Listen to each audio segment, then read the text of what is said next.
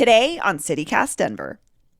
It's unfortunately official. The Omicron variant has hit Colorado. As we continue to navigate life amidst a pandemic, there's so much to worry about. Will our kids ever get to go back to school full time? Will our hospitals be able to handle the continued waves of COVID? And what about our local economy? Will our family owned businesses survive? Today is Friday, December 3rd, 2021. I'm Bree Davies, and this is CityCast Denver.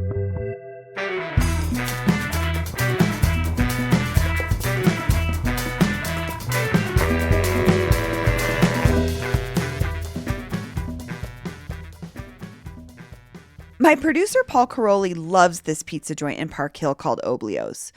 And recently, he saw that they had started a GoFundMe page to help save the business. The owner of the family-owned restaurant, Morgan McKay, was unusually candid about the situation in the post. So, over fear of losing one of his favorite pizza spots, Paul called up Morgan to learn more about what's been happening since the pandemic and what Oblio's uncertain future may hold.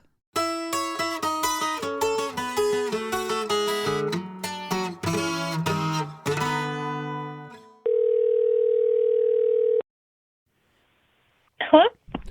Hello, is that Morgan?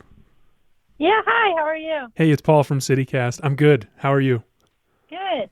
So, Morgan, let's get into it. A friend of mine, he knows I like Oblios as much as he does, and he sent me a link to your GoFundMe a couple of nights ago. It sounds like trouble is brewing. What is happening? I think it's been brewing for a while, and we've been naively trying to hope that things would get better, with COVID, with a lot of things, and then our business would come back, and that hasn't happened. And so we finally had to face reality on it.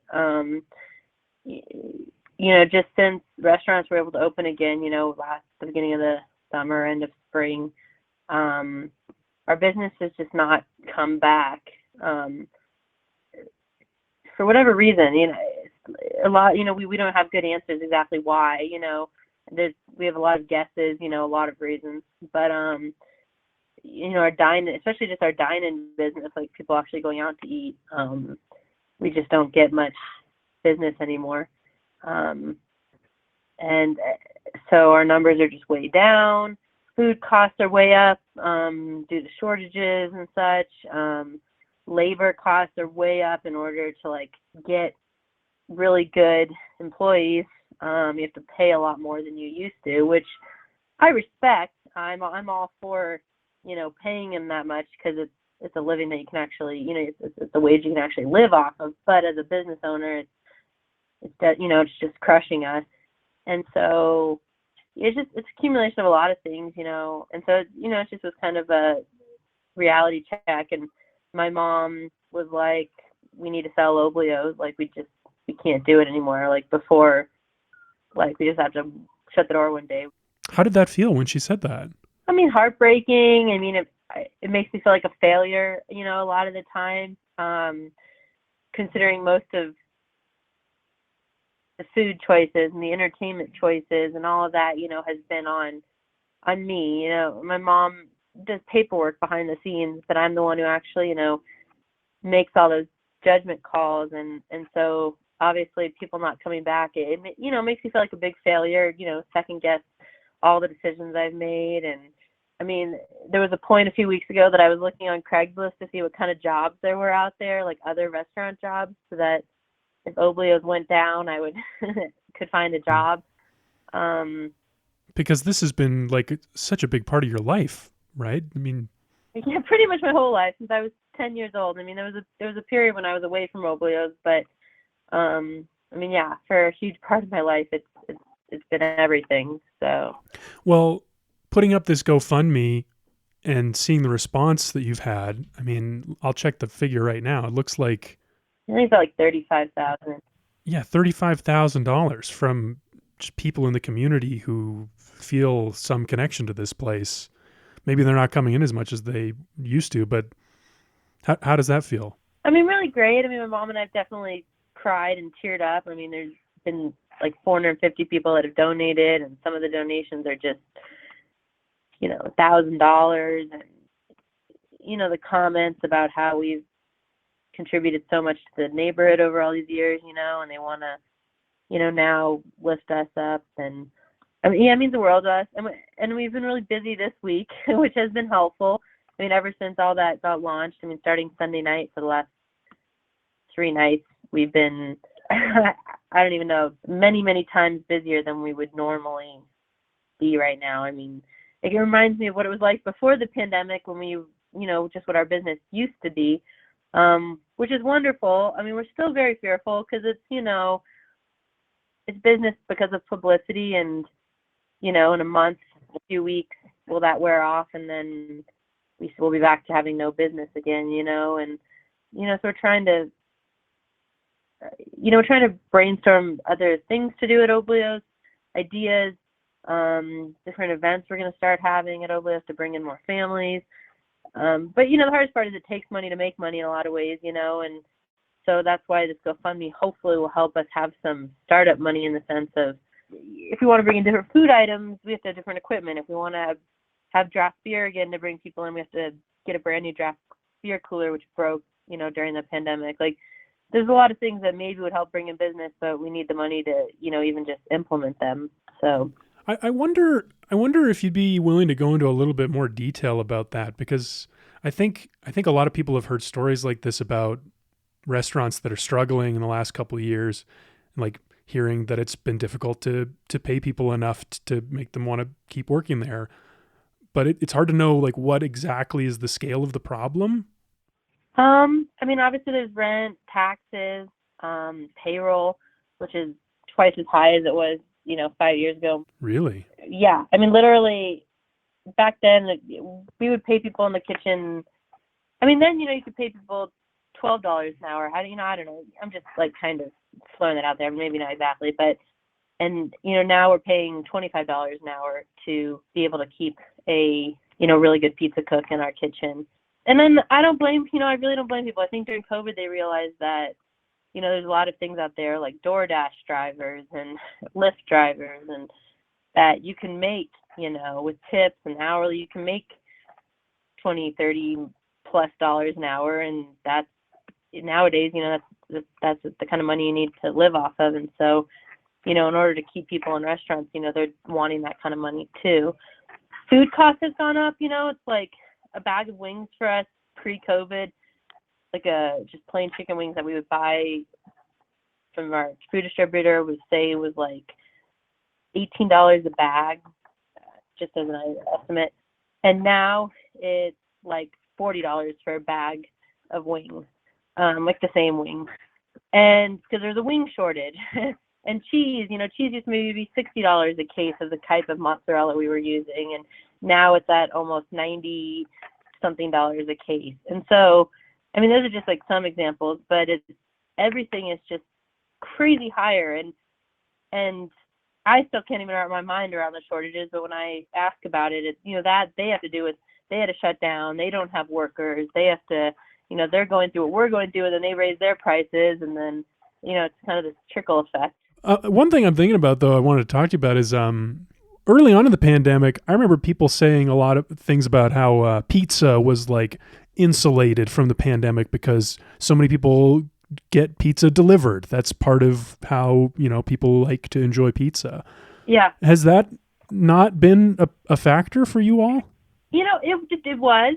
I mean, to be honest, when the pandemic first hit, those first several months when we were in lockdown and everything was closed except for restaurants, since we were essential workers, we were doing great. We were our numbers held, even though we didn't have dine-in, our delivery and pickup had increased, so it countered that, and we actually were doing really well for those months. And I remember a lot of our neighboring restaurants were struggling, like severely, neighbors, tables.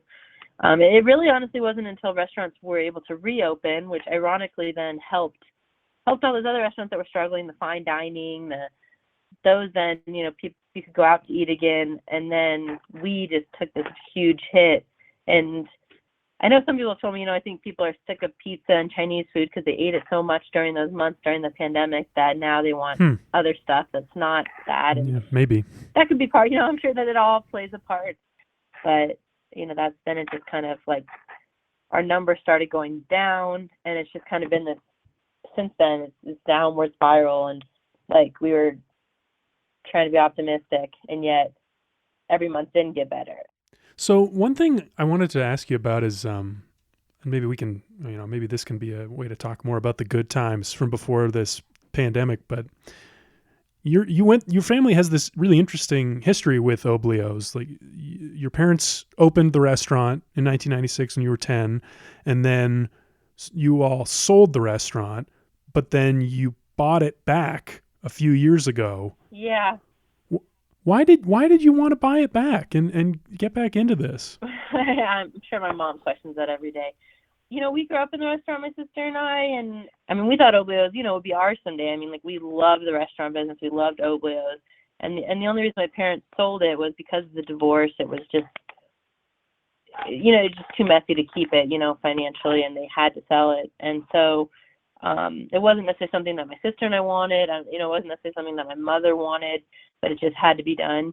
And so, when Tommy, the old owner, approached my mom and me about buying it back, I had always wanted a restaurant. Ever since my parents, sold it, I had, gone to school for hotel restaurant management. Like she had, my sister and I had always worked in a million restaurants after that as servers and in the kitchens. Like that had just been, all through college. And after that, we just kept working in restaurants. We loved the restaurant business, and we'd always wanted a restaurant. So, when Oblio's was presented to us, and it had gone downhill, it had kind of fallen apart. It had kind of been neglected a little bit. But, we still just wanted it back and to revive it. And so, that's what we've been doing for 5 years up until this pandemic hit. And honestly, before the pandemic hit, we were kind of at a peak. Every year we'd been increasing in our income and our sales, and we launched these events, and we had really, brought back a lot of interest and popularity with Oblio's and improved the food, and it was, doing really well. And then obviously everyone's lives changed when COVID hit. If I didn't have kids, I'd probably be there all the time. It really is a job of passion. It's not a job that you go to every day because you have to. I love Oblio's and love being there and love trying to, provide the best food and customer service. It's ingrained in me, I think, since I started at 10. If Oblio's had to go away, what would that mean to you? Obviously I'd be crushed. There'd obviously be a part of me I'd be hugely heartbroken. I'd definitely feel like a failure as far as owning a restaurant goes. But I'm also, it's one of the things where as a single mom and an entrepreneur, you also just have to push through, you just have to kind of push that inside of you and get up the next morning and go work for someone else. And that would be weird, being a cook in a kitchen as opposed to a restaurant owner. But, to provide for my kids, and you would just do it, So. Well, Morgan, thank you so much. We'll obviously put the link to the GoFundMe in the show notes for this episode, but thank you for your time. Thanks for the interview. Yeah, I really thank you for thinking of us. It means so much, and it means so much spreading, letting everyone know, what we're going through.